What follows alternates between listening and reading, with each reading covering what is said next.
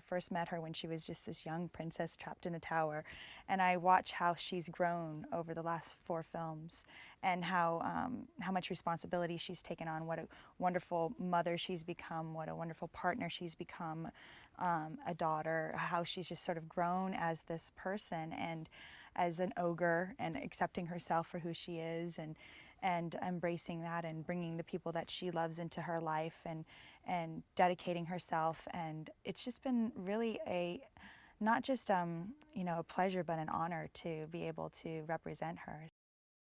With Fiona, she's sort of always been sort of the anchor of all the films. You know, she's always sort of been sort of held and been the sort of grounding force of all the stories, because Shrek is the one that sort of really learning the lessons throughout the Shreks, you know, and Fiona kind of has always been his steady rock, and also for the other characters, she's sort of always just anchored everyone.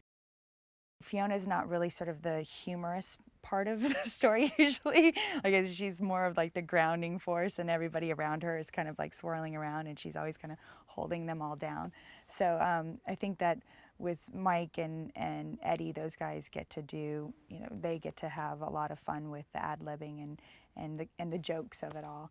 And Fiona is a little bit more on point and telling the story. I have the best time doing these films. I'm so sad that it's the last one.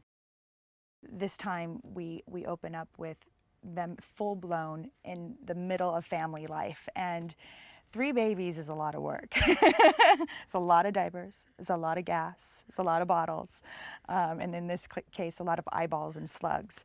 So what I loved about Fiona as a warrior is I love her strut.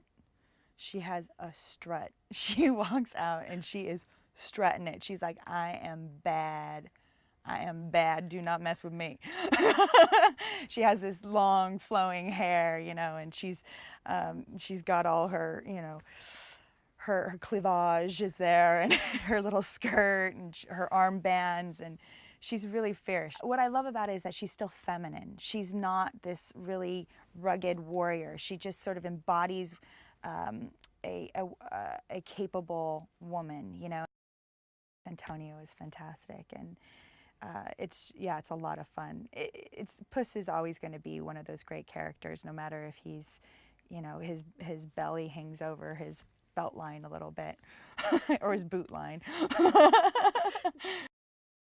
Come in here and this is our job. We get to come in here and act like fools and say the most ridiculous things and make the most ridiculous noises and, you know, and laugh and share and create something with one another that we're proud of. There's nothing missing in this movie. You know, there's just nothing missing. It's everything you want it to be. It's a wonderful story. There's a moral to it. There's humor beyond. It's in 3D, so it's really crazy, funny humor that's coming at you, and it's a lot of fun. It's just special to be a part of it, but to also to sort of know that as a group of performers that we were able to provide something to such a legacy, you know, of films. This film's legacy, you know, this Shrek and Donkey and Fiona and Puss, what they've accomplished, what they've given the audiences, what they're known for, what they'll be remembered for. You know, it's really, I think it's something that we're all proud of. We're really, you know, full of pride when you think of being a part of this. There's always just been that sort of, I think, agreement between the audience and the films themselves and the stories and the characters that, you know, that they were just going to be honest with them.